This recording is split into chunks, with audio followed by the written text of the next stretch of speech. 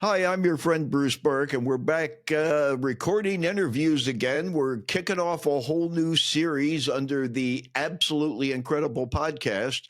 Today, I have with me someone I've been connected with for quite a while, but haven't really ever met in person or spoken to or anything else. So today is going to be my opportunity to learn all about Theodora Lau, just like you will in real time.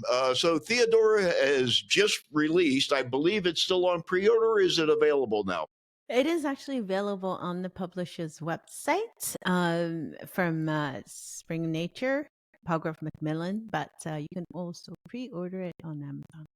And Okay. bookshop.org, because we do support small, independent local bookshops, and those are actually available today. Mhm. Yay. So, book is banking on artificial intelligence, navigating the realities of AI in financial services. I was putting my newsletter together the other morning and I went to LinkedIn to look up something, and there was a picture of Theodora holding her book. I just reached right out to her. I said, "Hey, I'm getting ready to do this podcast, and we're just starting. Do you want to come on and talk about your book?" And she's like, "Yeah." So here we are. So we're going to do a special kind of a thing today.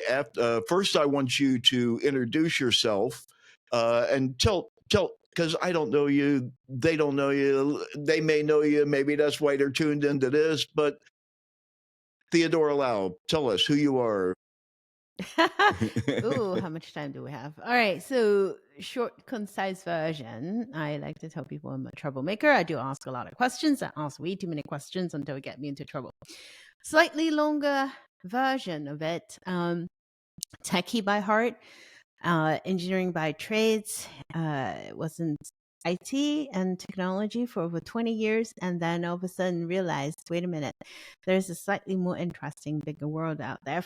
To all my wonderful fellow tech people, I do still love you, but I wanted to explore the other side, and so I ended up in nonprofit, where I started looking at how can we use technology to improve, you know, uh, our well-being as we get older. And that's how I got into fintech. That was almost 10 years ago now. So I started my own company and decided to go that right in full time.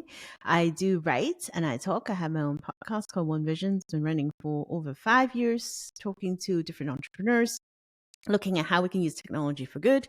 And I love to go around the world and talk to different people and founders because there's always something we can learn from outside our little bubble. Great, great. And we have a lot of mutual friends. You know, Paolo from IBM and Brett King and Chris Skinner and all those guys, right? And so it's just funny how somebody I met 10 years ago, like it just keeps blossoming, and I just keep meeting more people. Today, we're going to do something a little different in getting to know about Theodora's book. I saw on New York Times does a Hard Fork podcast. It's on. You can look it up on YouTube. And the other day they did a thing where they were figuring out what news stories they were going to talk about, pulling the news stories on a piece of paper out of a hat, and they called it Hat GTP. So today we're going to do cap GTP. I've got my old Wired magazine cap here, my old ball cap, and inside the ball cap, which is right here in front of the camera, I have a bunch of pieces of paper that I wrote all the chapters, the names of the chapters of Theodora's book down in, other than introduction, which gives you the backstory on AI and its origin story and all that sort of thing. So we're just going to kind of go along with this. We're going to let Cap GTP tell us what we should talk about. So I'm going to pull the first one. I'm closing my eyes. I really do not have it. I didn't mark these or anything. So I'm just pulling stuff out of a hat. I feel And like a guinea pig. you're not a guinea pig. I think this is a great place to start. Ownership rights and governance.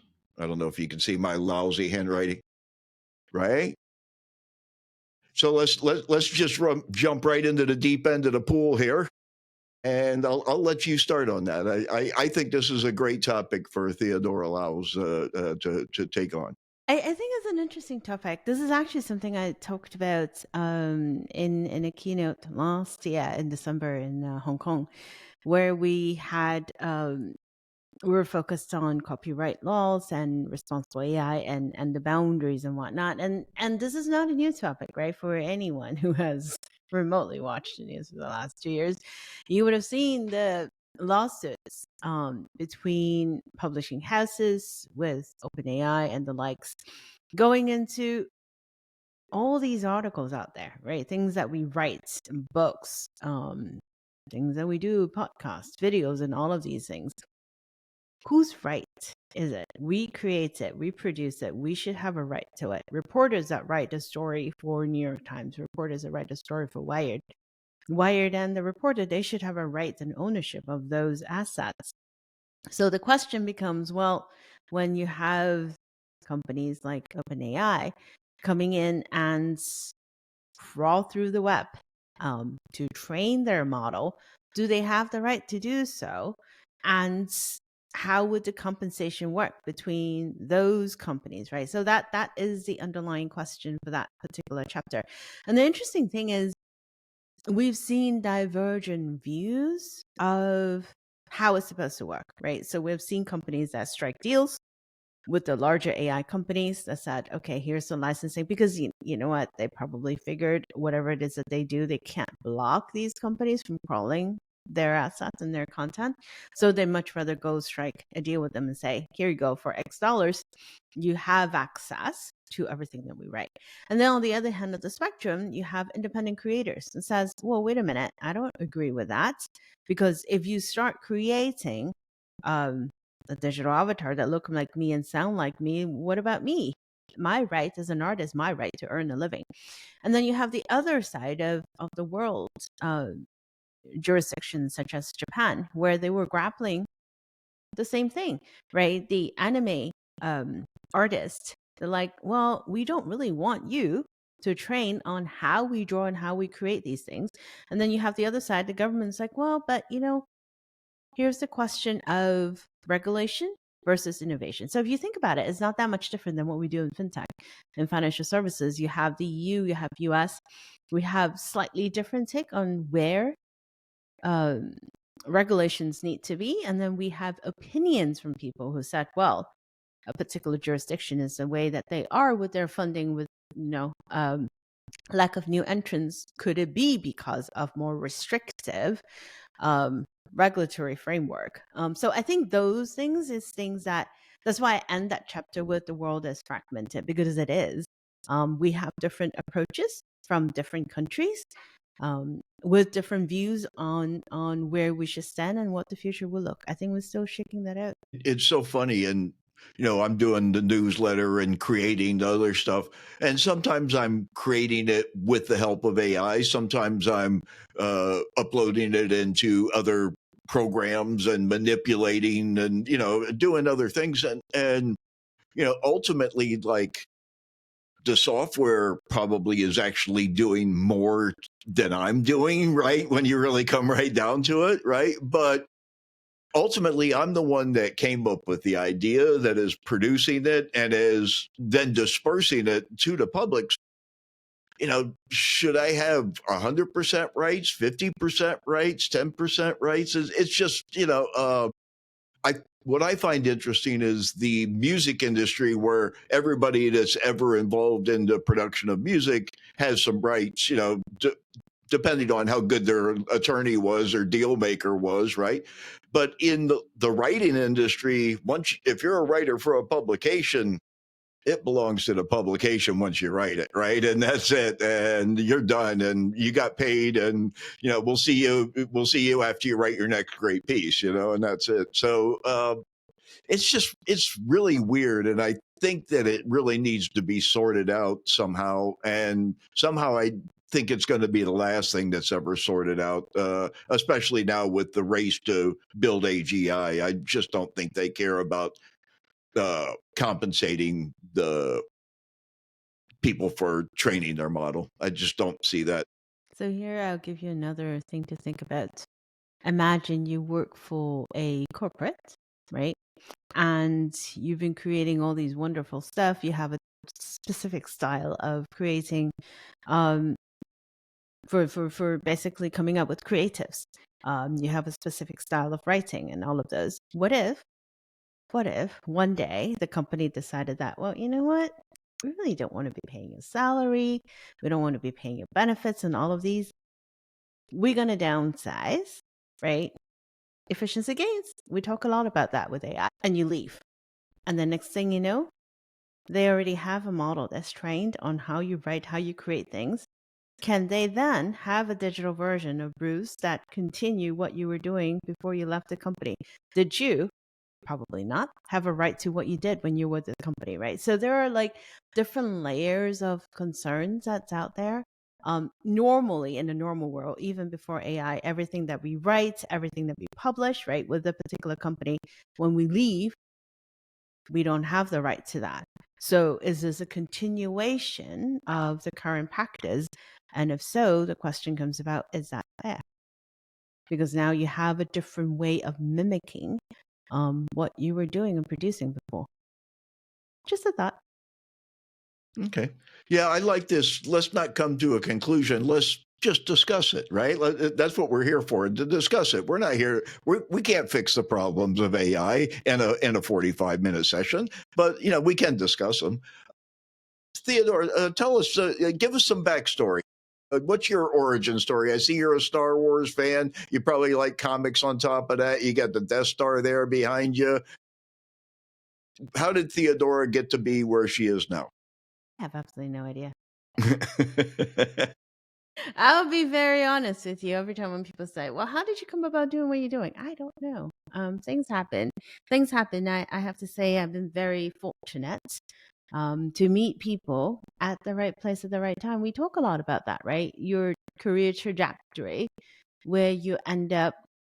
Oftentimes it depends on who you meet and who you're in a circle with, and that's practically that, because I started out as a chemical engineer. That's my background. I went to I went to engineering school. You can't be more hardcore than that. Upstate New York, did my thing, realized that I really want to be doing something else, so I ended up in telco.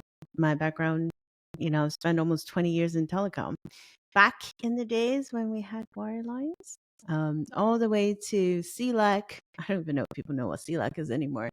And then to wireless, and then high speed wireless, to the version before you have LTE. So we had a different standard called WiMAX. So that was the last thing I did in wireless, and I did a lot of systems integration, building a lot of systems, CRM, billing systems.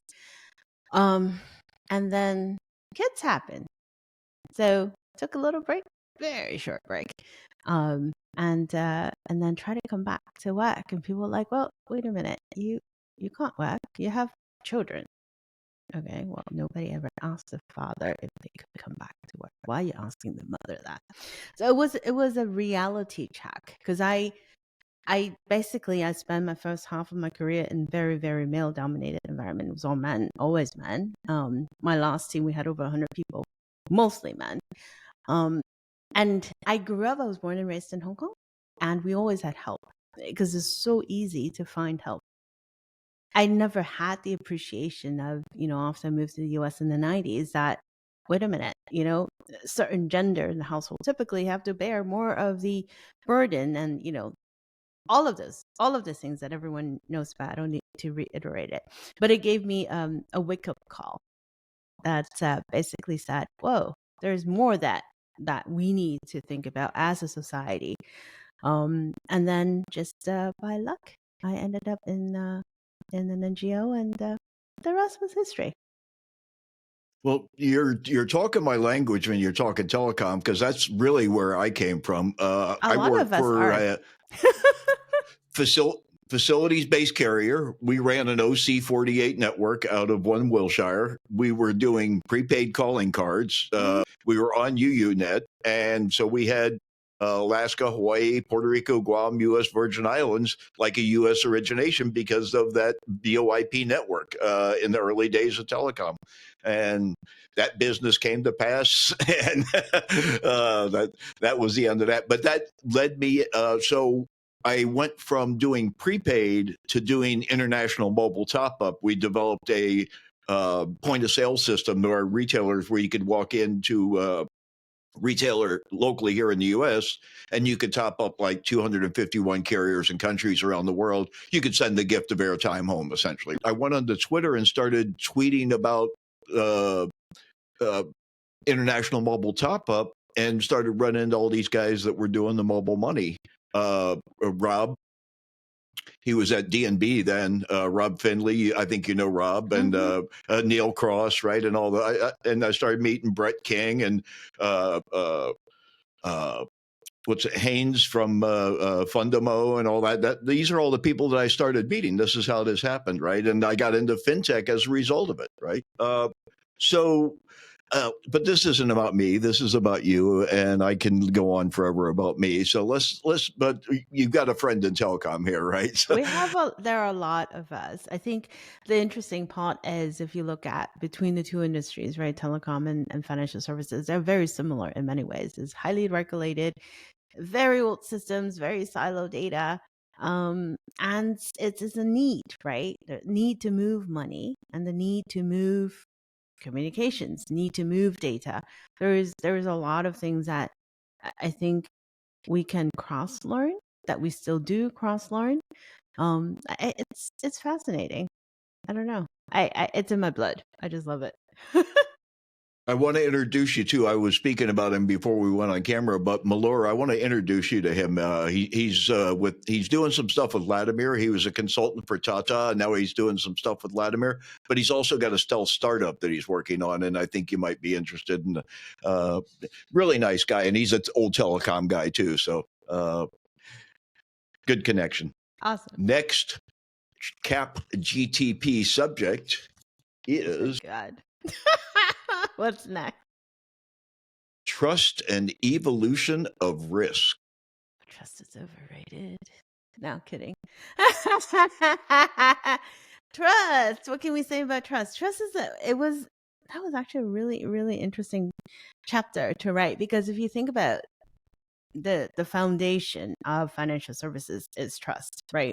So what we must do and everything we must do is to protect the integrity of our industry. When I put money into my account, I need to trust that I can take that money out when I need to, right? The inherent act of putting money in is an act of trust. That I'm sending money to you. You need to trust that I'll do that. You need to trust that your bank will send you the money. You need to trust that you'll be able to get that. Same with like everything else that we do. Trust is the foundation of our being. Gosh, that sounds good. Actually, I should use that. But if you start thinking about what we're doing with artificial intelligence, and specifically what we have been doing the last few years, you are introducing additional elements. You are introducing additional third parties, multiple third parties in a lot of instances. Then it becomes, well, whose responsibility will be when things fail? How do we find accountability? If we cannot iron out who needs to do what and who is accountable for what, how can we build trust in something that we can't see, in something that we can't touch? And then you start thinking about, what about generative AI? Because everyone talks about Gen AI the last few years. Well, that's interesting because I've been using it to create deepfake videos. And unless, for those who know me well, I've been able to fool people. And it is so easy. That's the scary part. Scammers are always going to be there. Bad actors will always go where money is. That's just a fact of life. But what technology can do is now, instead of the prince from a different continent who wants you to send them money, now this is like a really, really nicely crafted note that sounds so real, right? There's no spelling mistakes. There's the oh my God, wait, oh yeah, I know you. Do you really know me? And so the rise of deepfake videos, deepfake audios, all of these things, it just additional tools for bad actors to scam people. Then on the flip side is, are we ready? What can we do to safeguard our institution? What can we do to safeguard the customers who bank with us? Because at the end of the day, again, it goes back to the trust element. That chapter was really interesting. But then the other more eye-opening part of that chapter when I was writing it, and I know not most people really don't like the word risk management and they cringe when they hear risk management, but I think it is important. It's an important function because it helps make sure that we have the guardrails in place and make sure that we think about things that we really need to think about. And so when we think about risk management development framework around the world, that's where things got really interesting. You start looking at Australia, you start looking at the UK. There are a lot of these different jurisdictions that they've come up with things um, that basically help guide their industry, including financial services, on what to do when we start thinking about putting AI into our ecosystem. So it was a very eye opening way of understanding how other um, jurisdictions work, because that's always the fun part. Like, what the one thing that got me really, really interested into fintech was way back when they had super apps, right, in Asia. And the idea and the notion of being able to just go around with your mobile phone and pay everything with just a QR code was dumbfounding. I'm like, really? And then I was in Shanghai, I remember, and I went to Hongju. And I got yelled at everywhere I went. I had absolutely no idea what they said. I'm like, okay, all right, people are yelling at me. And okay, they are upset with me. I didn't realize until a few days later when a friend of mine told me they said they are upset with you because you are transacting in cash. No one is using cash anymore. Everything is QR code payment. And I'm like, well, this was back when the apps don't work with the American cards, with the U.S. issued cards. So even though I had a card attached to it, I couldn't make it work. So I was going around with cash like this crazy tourist. And that was when it dawned on me: the world has moved on. A huge chunk of the world has moved on and leaped onto a different way of living. And here we are, still thinking, well, you know, you have Visa, you have MasterCard, you have your cash, you have your checkbook, all good. But that wasn't the case. It was that was when it started getting me really, really curious about, well, there's a lot more that we need to learn, that we should learn. And the same applies to AI. I found it very interesting that Sam Altman, the one who's probably the biggest proponent of AI right now in the industry, as far as being the head of an industry leader, at the same time is promoting his world orb that scans your eyeball and locks your identity to that eyeball. And he says that's the one thing that really almost can't be duplicated. And that's something that he's funding and building at the same time, he's connecting with the federal government for the Stargate thing. So it's just really interesting as far as a trust program. Uh, Someone who's pushing AI says we really are going to need something in the future that tells us who's a real person and who's AI. Would you actually trust anyone with your eyeball and your DNA, Bruce? Sam, not so sure. Exactly. Exactly. Right. So it goes. I find it interesting. I said.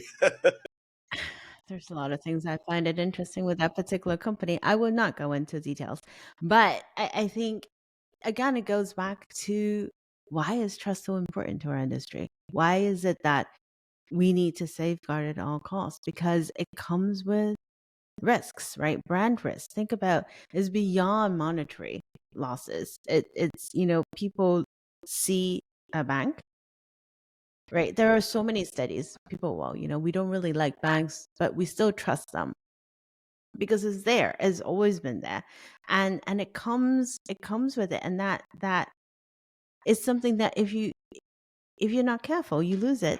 Like, a particular bank that made headlines about, what, 7, 8 years ago, I lost count, with their dubious account opening schemes, shall we say. you lose trust and you probably won't want to be banking with them. So those are things that you need to be careful with. Innovate, yes, but innovate with intention and innovate carefully, I would say is a good mantra to have.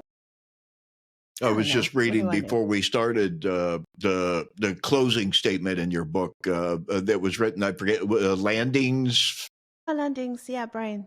right? Brian wrote that. And how he was talking about, he was talking about this kind of thing, right? Like, Hmm. how do we meet all customers at all levels? Who do we leave out when we uptake AI? Right? Who are we leaving behind? Right? And that's not just with Landine's credit union. That's with the globe, Yeah. right? When we uptake AI and there's a digital divide, who are we leaving behind, right? Hmm. I think you're friends with John Owens, right? He does a lot of work around the world and tries to help with money and policy and all that sort of thing in emerging markets, right? And I find that's why I got into fintech.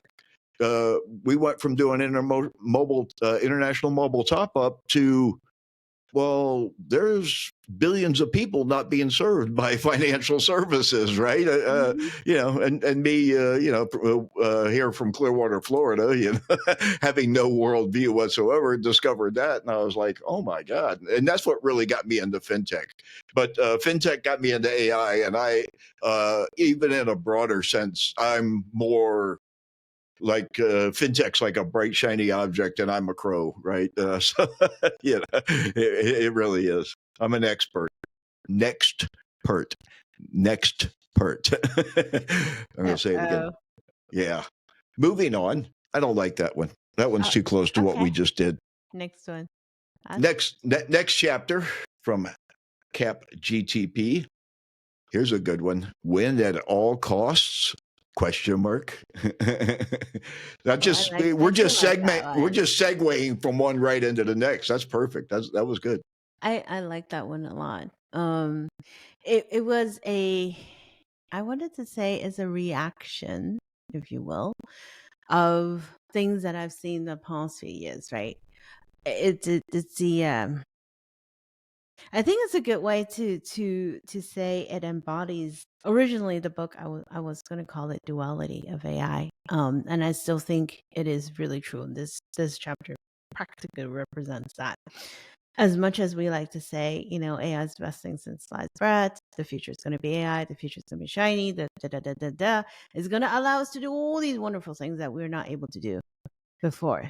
But at what cost is what I found myself constantly asking. Um, data centers. Data centers use a lot of energy, use a lot of water. Um, a bunch of a particular big tax data centers rest in water scarce areas, places that didn't have enough and don't have enough clean water for people to consume. So now all of a sudden you're going in and building this giant box that's going to consume even more clean water. At what cost, right? And who is it going to benefit is the other part of the question that I ask a lot. If we think about artificial intelligence, we think about the data models. We think about what goes into the data model, right? In the very beginning, we talk about the content that ingests and how it learns. Much of that is from Western cultures. Much of that is from Western languages. Much of that is, it mimics how we write and how we think about life and how our life is structured on this part of the world. Well, there are billions of people in this world, and they don't all talk and look and act like we do. As a matter of fact, there are over 7,100 languages in the entire world. That's living languages. People are speaking it, practicing using it. Most of the large language models they have maybe 50-ish languages, at the most 100. And then again, I asked the question, what happens to the rest of the 7,100 languages who are not represented in anything that we do today? We are advancing the world and we say the future is going to be X, but at what cost? Are we just going to tell these people, oops, sorry, you don't quite make the ROI, we can't quite make it work? Is all about supply demand and yeah, next, right? And it goes back to internet. it goes back to, back in the 90s, right? When we first got emails, I remember I was so excited. I'm like, oh my God, this is so cool. And my school, we all had Unix. So it was like a hardcore we have Unix stations everywhere. And we use it, we do research, we use it to like send emails. And at that time we thought of this is such an amazing tool for us to bring researchers closer together from different parts of the world, right? You're connecting universities together. You're allowing us to tap into this huge world of knowledge that we otherwise would have to go to the library and look through encyclopedia, which we still do. I mean, I still have a set in here at home. That was how the future of the world was supposed to be, was bring us closer together. Fast forward to, I don't know, 2014, 2015, 2016, 2025.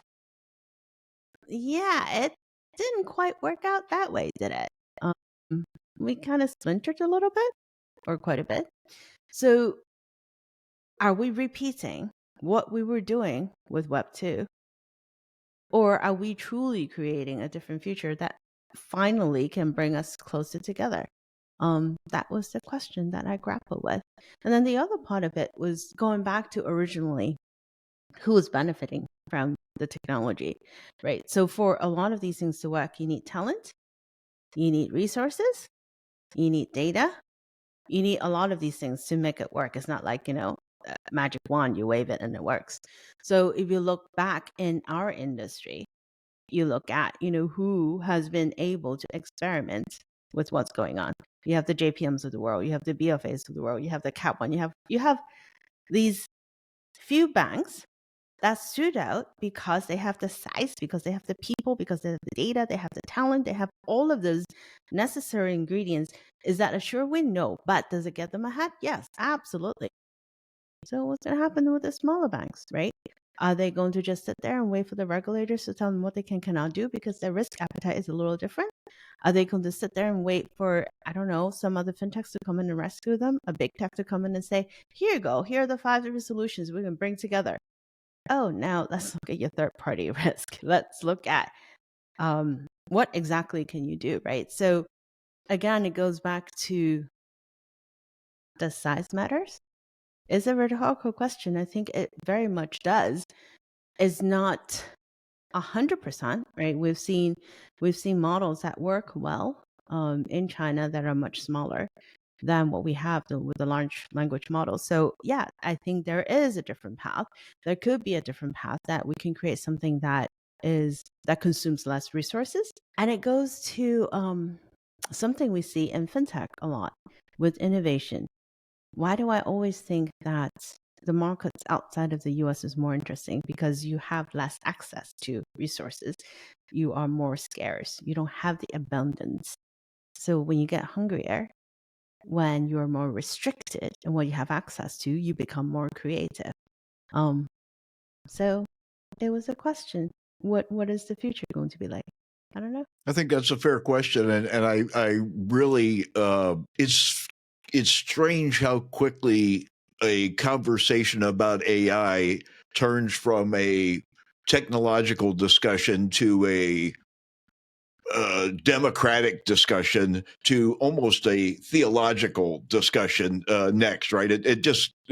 They all seem to follow that path towards deity or whatever, right? It's just strange how it goes. But anyway, moving Because we're on. humans, Bruce. I'm not talking to a bot unless you are one. No. So if No. we're both humans, we're talking to humans. Technology is a means for humans to get to humans. So while we're down here exploring the bottom of the pyramid, our next one is representation matters. It's precisely that. It's precisely that, right? Who do we have at the table to decide what matters? Who do we have at the table to basically say this is something that we need to think about? Is humans of AI. Intention matters. And representation matters. We've all seen it. And that's the thing, right?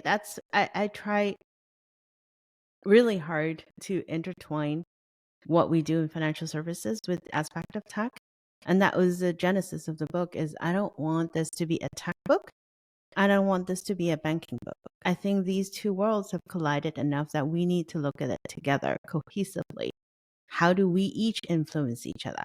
So, if we think about representation, we think about lending. Lending is a great example, right? You are using the data that we have historically. How does that influence the outcome? Because now it's not just like, oh, this tech, it doesn't work quite well. We'll do an upgrade. The repercussions of the algorithm making a negative decision is much larger when it impacts people's outcomes, when it impacts people's financial well-being, when it impacts their ability to perhaps expand the business or stay afloat. When it becomes money, it matters a great deal. So Okay. I really like that. I when I first got it, like I said, the emerging markets is what drew me into fintech, and in the 2010s when I first got into fintech, that was the guys that were doing the mobile money. We didn't have the word fintech back then. It was mobile banking, mobile finance, mobile commerce, mobile money, right? And the guys that were doing that, those were the outliers, the rebels, the ones that were, like you said, the ones that were being resourceful and coming up with new ways. And now it seems like fintech is just everybody wants to tie up with a bank, right? I think we should And get rid of that word. I think it's tie up, the overused. tie up, No, or fintech. bank. Get rid Yeah. of fintech. Have you ever seen I'm anything still that never doesn't sure involve whether to fintech? capitalize the T or not. 10, 15 years later, I I'm am still I not am in sure. the camp of uppercase T. I don't know. I know that with one version of the book, the editor has a huge hiccup with no, it's not uppercase. I'm like, no, really, it's uppercase. I don't know. It's a very divisive, surprisingly divisive topic. Are you in the Mobile money, I uppercase? thought, was more descriptive, but now Yeah. it's really not about mobile money anymore. It's really about banks and cards, it seems like, right? And, Mhm. and applying electronic bookkeeping to your mortgage or whatever, right? It all, when someone raised a question of me a couple of years ago, they said, hey, do you know what's really big right now in banking and fintech? And I was like, embedded payments, open banking, Banking as a service. invisible banking. Like, I'm so bored with all these. Are you going to tell me something like that? Because I'm not going to be impressed. And he's like, no, AI. And I was like, now there's something refreshing and new, right? And I went and started doing my diligence, and I realized like how big and how important it is, in like it's one of the industries that probably stands to gain the most from artificial intelligence, financial tech services. It's amazing, and I don't think financial services is focused on it still enough yet. Even with the JPMs and the cities and those guys doing their thing, I don't. Your little guys, they can't afford to. No, they can't afford to. We have They ways to don't go. have the talent inside. They can't afford to hire, right? They can't do that Mhm. either because they're right. So it's kind of strange. So I'm not going to do that one either because we already kind of touched on that. So moving on, and we already talked about that kind of too. The cap GTP is hallucinating, so I'm putting up the guardrails here. Humans in the loop, Yeah. right? Yeah, they say when they have all self-driving cars, putting the humans in with them is what's going to screw everything up, right? I don't know. I don't have a self-driving car. I don't Neither plan do to I. have one. Not just yet. Yeah. The rise of AI and generative AI. Oh, why are we going back? We're going back. It's like old news now, isn't it? It's that so a little bit of context how the book was originally structured. I meant to do it in three parts. The original two chapters is more about setting lay of the land, the context, the history, the fact that Hi, I know everyone is talking about AI and everyone's really excited about AI, but it's been around for quite a while. It's been around since 1940s. It exists in various forms, shapes, and we got really, really excited when ChatGPT came, but it's only a small sliver of AI. So that was the context. That's actually how that particular chapter came about, is what have we already used it for, right? The technology, we have used that tech for a while, oftentimes in back office automation. We have seen, jurisdictions, for example, outside of the US, that have used it in micro lending for, gosh, at least 7, 8 years. We have used it, we've seen it being used in fraud in various aspects. But now it's like, wait a minute, we can all touch it, we can all feel it, we can all see, do it, some interesting stuff. Not always correct, but interesting things. So now all of a sudden we're like, whoa, this is cool. We can use it to create creatives. We can use it in call centers. We can use it to help employees tap into a pile of documents much faster. I've had a CPA who told me that they've been able to reduce so many of the entry level analyst roles because you don't need a team of, fresh graduates to go through these documents in a painful manner anymore. You can shortcuts go much faster. So there are different uses of AI, and everyone is talking about AI. I was joking actually recently in a conference in London that if I were to get a pound every time when someone says the word AI, I probably could have like retired by the end of the conference because it was insane. But AI is not magic, right? It is absolutely not magic. If you look at, there's no lack of people talking about hallucinations. It started with Air Canada chatbot, and it, gave a wrong information to a customer, and the customer got really upset and said, "Hey, why are you telling me the wrong thing?" And Air Canada actually had the audacity to come out and say, "Oh, that's the bot. That's not us." Um, really? No, the bot is on your site. Is you. Hello. Brand management 101. So we see things where it works, and we see areas where it doesn't quite work. And I think is more of a precautionary, don't sprinkle AI pixie dust everywhere. Find use cases that actually make sense, that works, and then put in the guardrails to make sure that the areas doesn't work quite well won't get us into trouble. I quick story. My at the end of the phone card era, when VoIP was essentially ending the need for prepaid phone cards, we were closing up the company, and I took solace in playing PlayStation 2, Sega's Virtua Fighter 4. And that was my first exposure to AI. You could use AI to train your fighter against the other fighters and learn the other fighters' moves. And so you could be essentially all those fighters. And I used it extensively, and I trained my guy to where I was unbeatable. And I didn't go to CES this year, but I tuned in to the keynote with Jensen from NVIDIA. And Jensen came out on the stage with his new alligator jacket on, right? And he's talking all this stuff.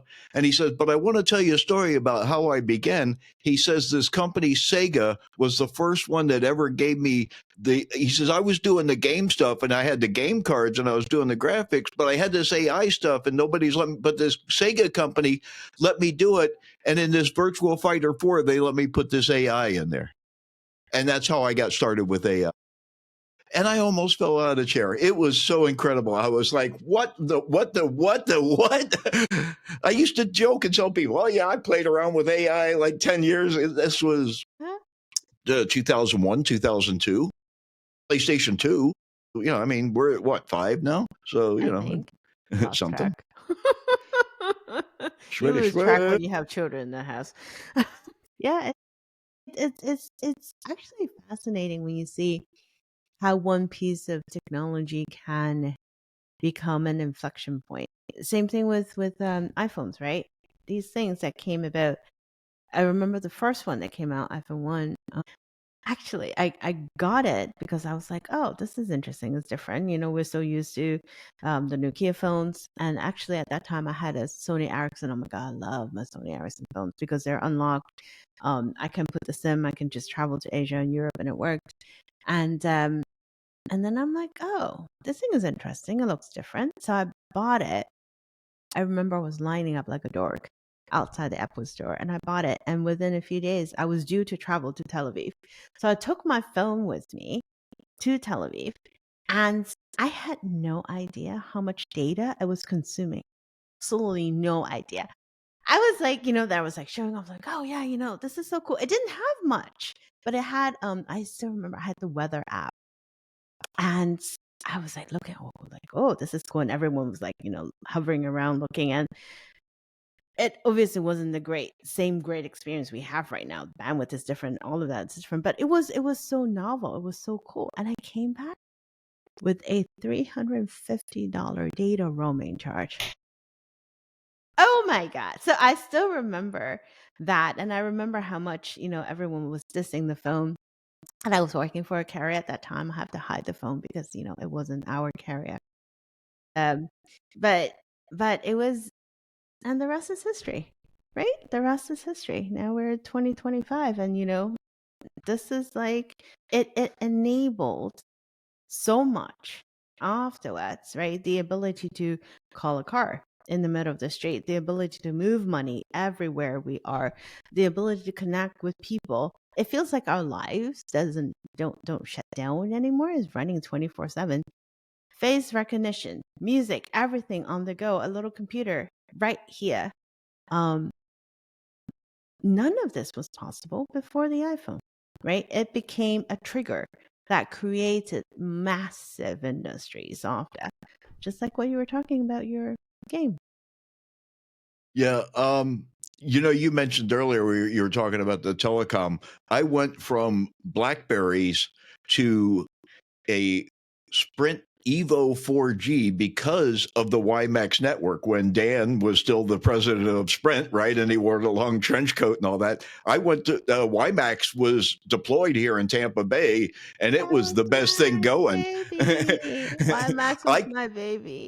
and I took that Evo 4G to Singapore with me to go to the GSMA mobile money. It was the Bill and Melinda Gates Foundation year that they were doing all the study and everything. I got invited to go to that. I was writing for Mobile Payments Today then with James Wester. I was one of his columnists at Mobile Payments Today.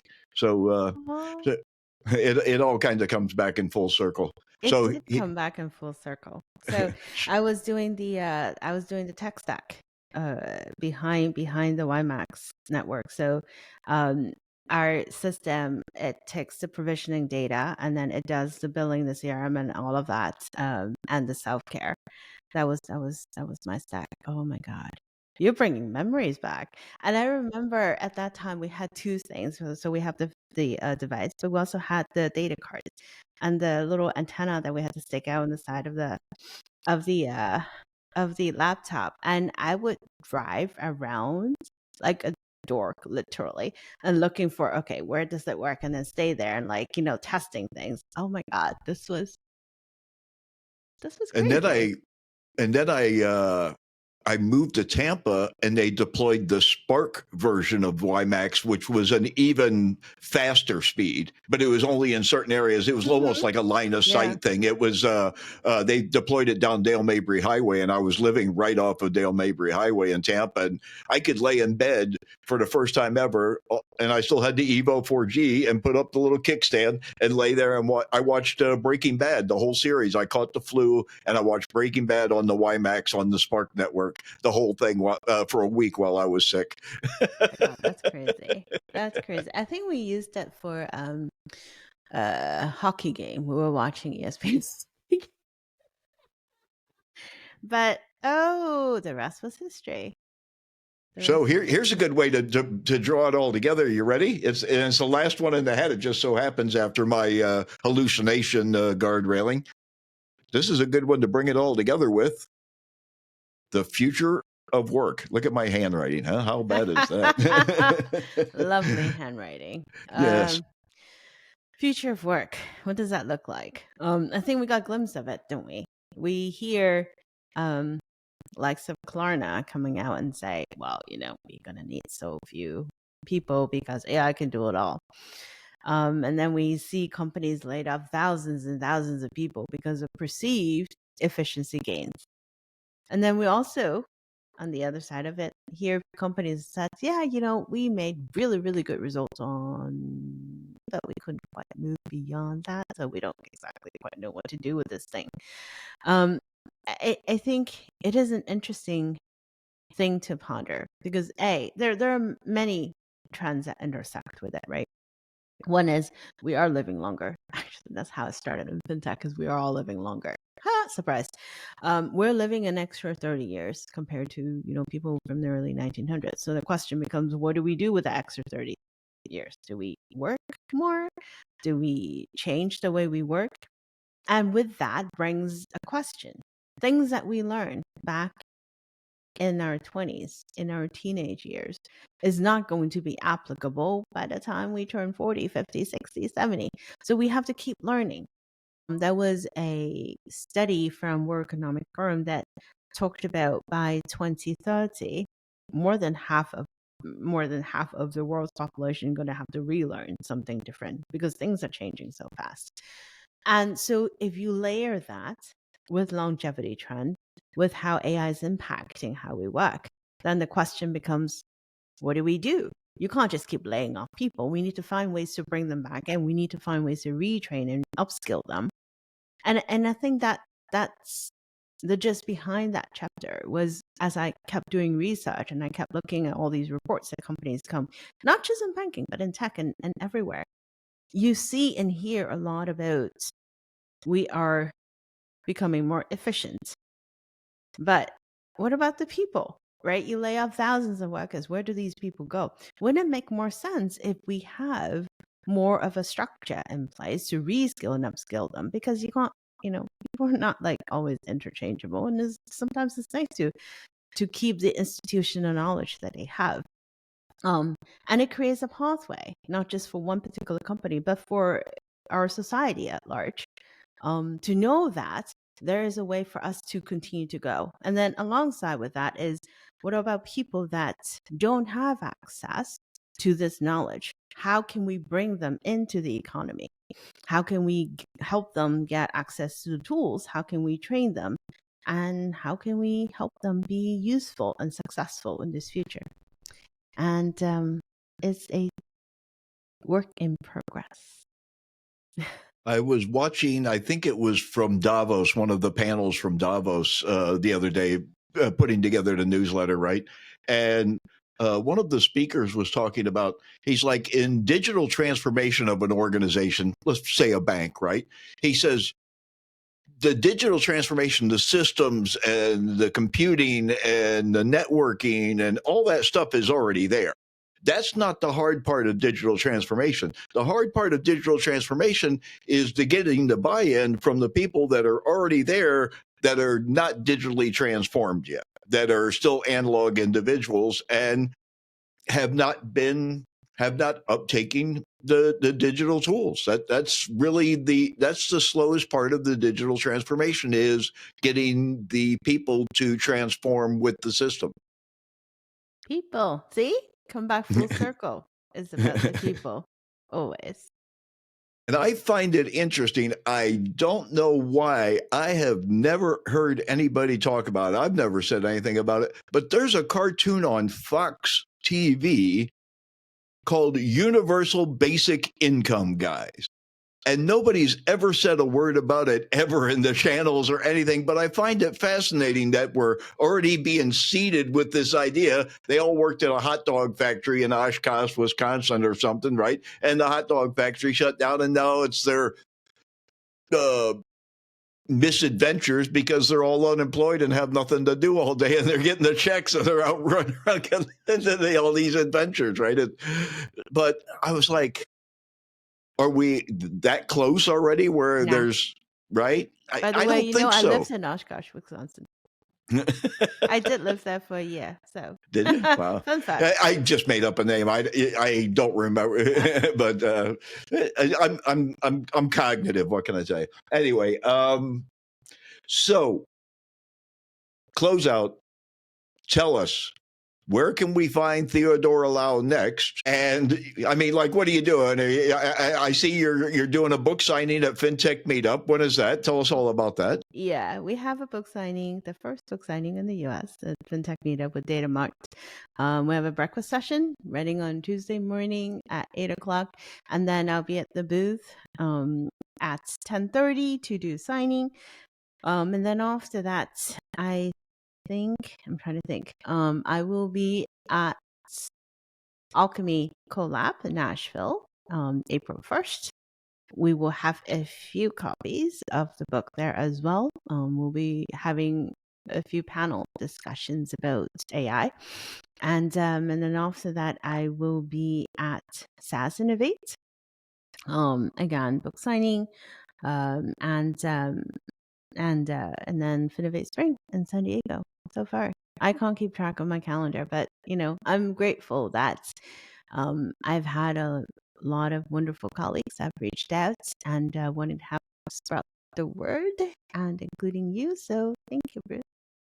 And we've been promoting it every day in the newsletter, the book and whatnot. What's the web address where they can go and find out about the book? I've been promoting it in the newsletter, but bankingonaibook.com or bankingonartificialintelligence.com. They both work. And the book is also on Amazon. Okay. Theodora, thank you so much. I appreciate you beating the maiden voyage. I hope you enjoyed interacting with Cap GTP in real time. I think I like the human better, but thank you, Bruce. Appreciate it. The reasoning is paper analog bound. Paper works. Paper always works. Paper and pen, there's something romantic and beautiful about it. So. I don't think we'll ever replace paper books. No, please don't. No. Yes. No. I love paper books.